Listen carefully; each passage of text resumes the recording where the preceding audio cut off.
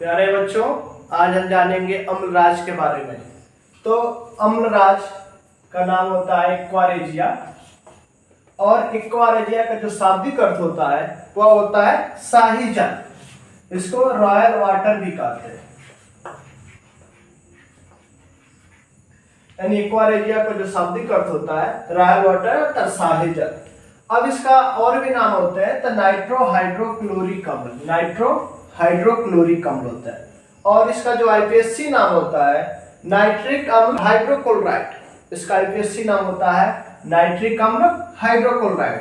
और जो एक्वारेजिया का आणविक सूत्र होता है HNO3 यानी HNO3 का नाइट्रिक अम्ल का 1 भाग और HCl का 3 भाग। और ये अम्ल हमेशा क्या होने चाहिए कि शांत होने चाहिए।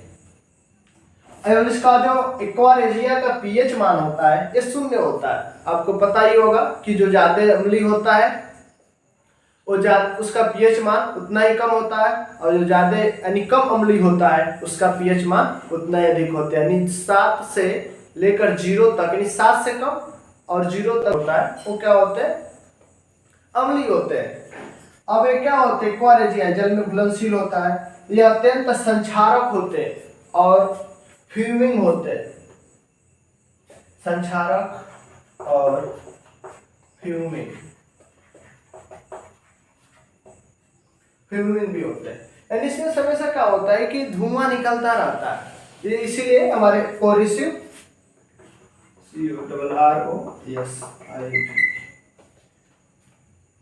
कोरिसिव और फ्यूमिंग भी होते हैं। अब ये जो अम्लराज है इसका काम क्या है और इसका उपयोग क्या है, हम देखेंगे कि जो अम्लराज होता है 1 भाग HNO3 और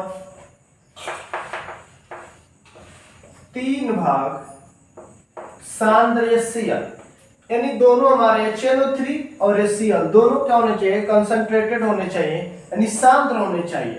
तब हमारा क्या बनेगा, अम्लराज यानी एक्वारेजिया। तब हमारा होगा एक, यानी इनका रेशियो जो होता है HNO3 और HCl का रेशियो होता है वह 1:3 होता है। यानी 1 रेशियो हमारा क्या होना है, HNO3 सांद्र HNO3 कंसंट्रेटेड HNO3 और 3 भाग सांद्र HCl होगा, तो हमारा क्या बनेगा, एक्वारेजिया। और एक्वारेजिया इसीलिए बहुत ज्यादा फेमस है कि यह ऐसे धातुओं को गला देता है जो बहुत ज्यादा अक्रिय होती है। जैसे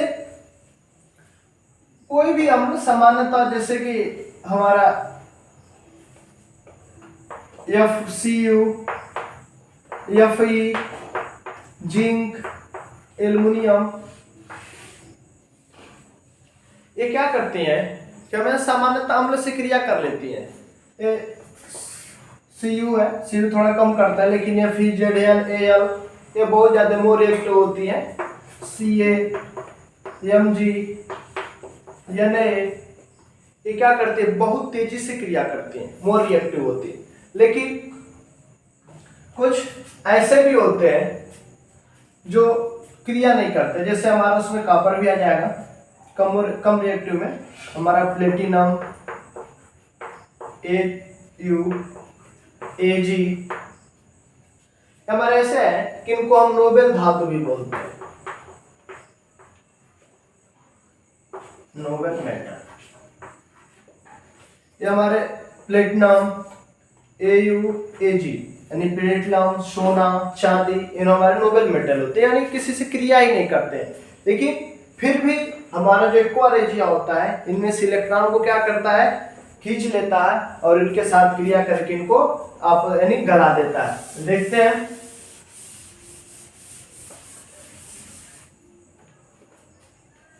तो इनका सबसे मेन यही काम होता है कि Au और प्लेटिनम को गलाना, यानी Au और Pt को क्या करते हैं, गला देते हैं। ठीक। और भी इसका उपयोग होता है कि जो भी प्रयोगशाला में कांच के इक्विपमेंट होते हैं, यानी पात्र जो होते हैं, जैसे बीकर हो गया, प्रकनली हो गई, तो उनपे क्या होता है, कार्बनिक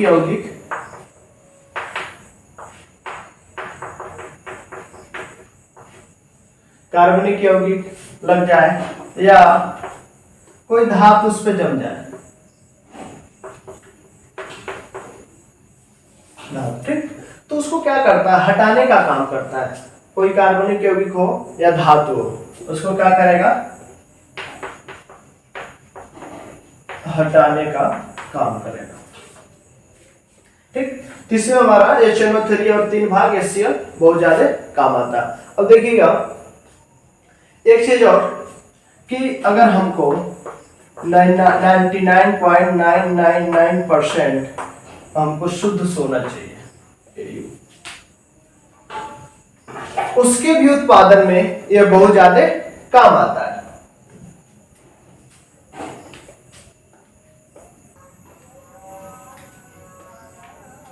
अब देखेंगे कि जो अम्ल होता है इक्वालेजिया HCl और HNO3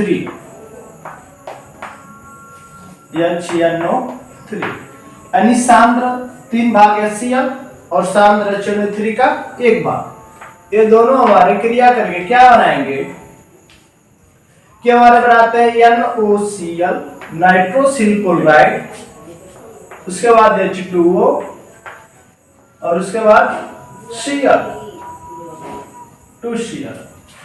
अब देखेंगे तो इसको हम बैलेंस कर लेंगे, 3 हाइड्रो H2Cl, ठीक, 3 और 3 सॉरी 2 2 4 यहाँ पे हो जाएगा, 2H2O और 1 भाग N 3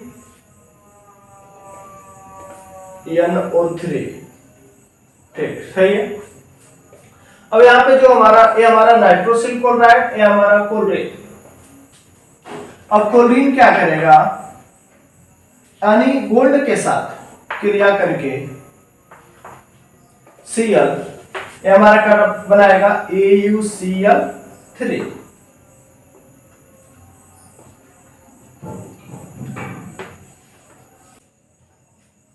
बहुत सारी धातुएं अम्ल राज में क्या होती है, गल जाती हैं, लेकिन कुछ धातु ऐसी भी होती हैं जो अम्ल राज में नहीं गलती है। वो धातुएं इरिडियम,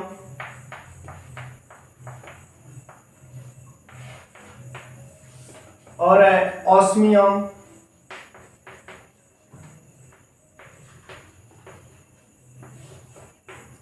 और भी हमारे रेडियम, इन धातुओं को ये क्या करता है, अम्लराज नहीं गला पाता है। और भी हम देखेंगे कि इन धातुओं को नहीं गला पाता, लेकिन हमारा क्या होता है, प्लेटिनम और Au को गला देता है। अब हम इसमें देखेंगे कि इसको रखा किस में जाता है। अब प्लेटिनम और Au जैसे धातुओं को क्या कर रहा है, गला दे रहा है, तो रखा किस में जाएगा, तो इसको प्लास्टिक के बर्तन में रखा जाता है। प्लास्टिक के जो भी पात्र होते हैं या प्लास्टिक को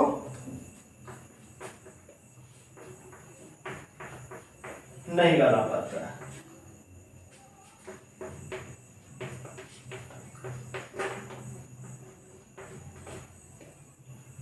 तो इसलिए इसे हम किस में रखते हैं, तो प्लास्टिक के बर्तन में, प्लास्टिक का बोतल में रखते हैं, यानी बोतल के रूप में रखते हैं। इसको हम ठंडी जगह पर रखते हैं।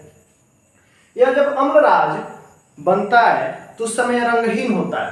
अम्लराज जब बनता है तो कैसा होता है, रंगहीन होता है, लेकिन कुछ समय बाद इसका रंग क्या होता है, नारंगी हो जाता है। इसका कुछ समय बाद रंग नारंगी हो जाता है। जब बनता है तो रंगहीन होता है, जब ताजा ताजा बनेगा तो रंगहीन, और कुछ समय बाद